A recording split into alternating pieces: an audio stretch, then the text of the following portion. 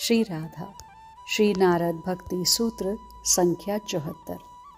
नारद जी भक्तों की महिमा के बाद अब साधना प्रकरण को आरंभ करते हैं और भक्तों को क्या नहीं करना है इसका स्पष्ट निर्देश देते हैं 74वें सूत्र से। भक्तों को वाद विवाद का आश्रय नहीं लेना चाहिए। नारद भक्ति सूत्र में सभी सूत्र महत्व के हैं, किंतु ये सूत्र भक्ति साधकों के लिए विशेष महत्व रखता है।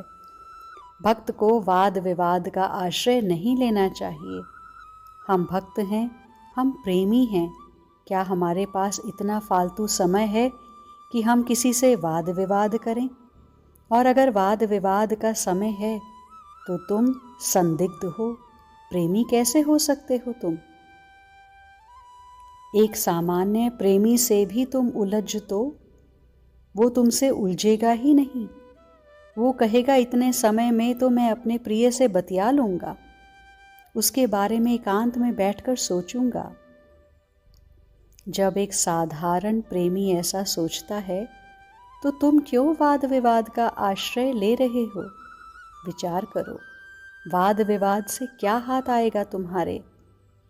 तुम जीत गए, तुम्हारा तर्क अच्छा था, तुमने उसको हरा दिया, पर इन सब से क्या प्राप्त होगा? भक्त किसी का हृदय दुखाए, ये बात अच्छी नहीं है। वादो नावलंबय, आज का सूत्र यही है। इसका एक गंभीर अर्थ भी है। वाद का अवलंबन मत करो, यानी किसी वाद मत का आश्रय मत लो। समझे? मत मति बुद्धि से प्रकट होती है। मत यानी ये जो वाद है, ये मति बुद्धि से प्रकट होती है। इसलिए भगवान तक कोई मत नहीं पहुंच सकता, क्योंकि मत की जन्मदात्री मति यानी कि बुद्धि स्वयं ईश्वर तक नहीं पहुंच सकती। तो मत कैसे पहुंच जाएगा? ये तुम्हारा तर्क वितर्क कैसे ईश्वर तक पहुंचेगा?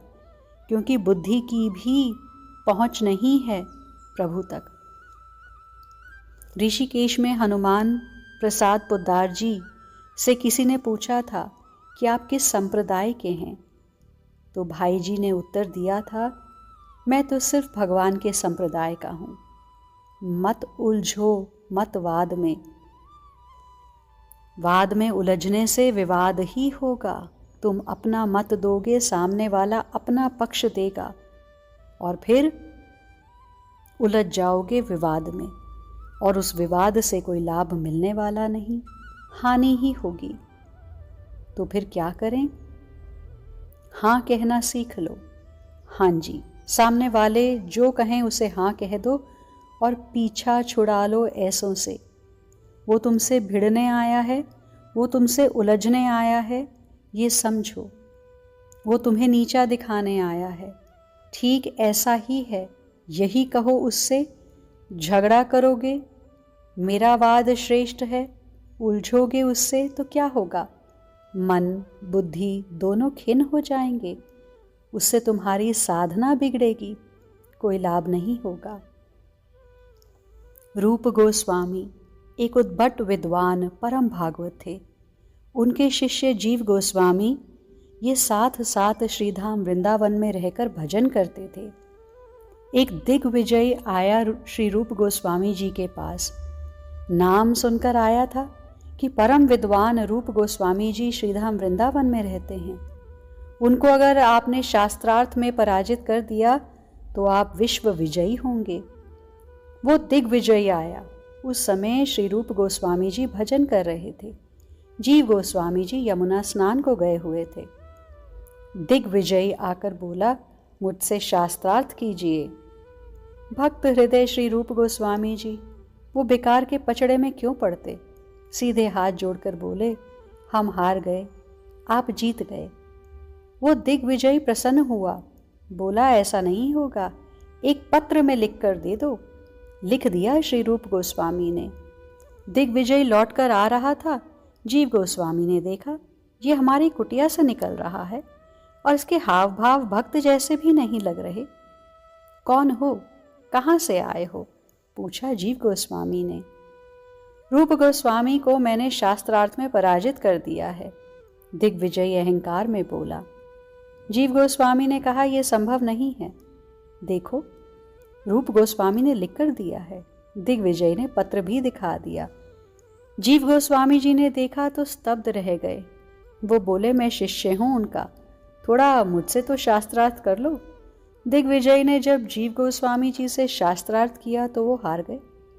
वो हार कर वहां से चले गए। भीतर से ये सब सुनकर श्री रूप गोस्वामी जी बाहर आए। रूप गोस्वामी जी ने जीव गोस्वामी को वहीं रोका और कहा कि अब इस कुटिया में तुम प्रवेश नहीं करोगे। क्यों गुरुदेव? चरणों में गिर गए जीव गोस्वामी, नेत्रों से अश्रु बहने लगे। क्या मिला तुम्हें उस बेचारे दिग्विजय को दुखी बनाकर? कितना प्रसन्न होकर वो यहां से जा रहा था, तुमने हरा दिया उसे। ये भक्त के लक्षण हैं क्या? उसे हराकर तुम्हें अच्छा लग रहा है? जाओ यहां से। रूप गोस्वामी जी ने अपनी कुटिया से निकाल दिया जीव गोस्वामी को। भक्त को वाद विवाद में नहीं पड़ना चाहिए, इसलिए नारद जी महाराज ने यहाँ पर स्पष्ट कहा है, वाद विवाद से दूर रहे भक्त। हमें क्या करना है बड़े बनकर? कोई हमारा समय नष्ट करे वाद विवाद में हमें उलझाकर, तो हम उतना समय अपने प्रिया लाल की सेवा से दूर हो गए ना। तो हमारे लिए जीतना ज़्यादा महत्व रखता है या अपने प्रिया लाल को लाड़ लड़ाना? ये भक्त का अब सोचना है कि अब उसे वाद विवाद का आश्रय नहीं लेना चाहिए, और यही भक्त की महिमा है। भक्त को वाद विवाद का आश्रय नहीं लेना चाहिए, क्योंकि इससे उसका मन बुद्धि सब बिगड़ जाते हैं, समय भी ज़ाया होता है। इसलिए भक्त को वाद विवाद का आश्रय नहीं लेना चाहिए। प्रेमी के पास इतना फालतू समय नहीं है कि वो किसी से उलझे। बस जी हाँ कहकर ऐसे लोगों से कन्नी काटें, अपने प्रिया लाल से बतियाएं, उन्हें लाड लड़ाएं, सारा समय सेवा में जाए, ऐसा ध्यान रखता है भक्त। आज के लिए इतना ही, शेष आगे। श्री राधा।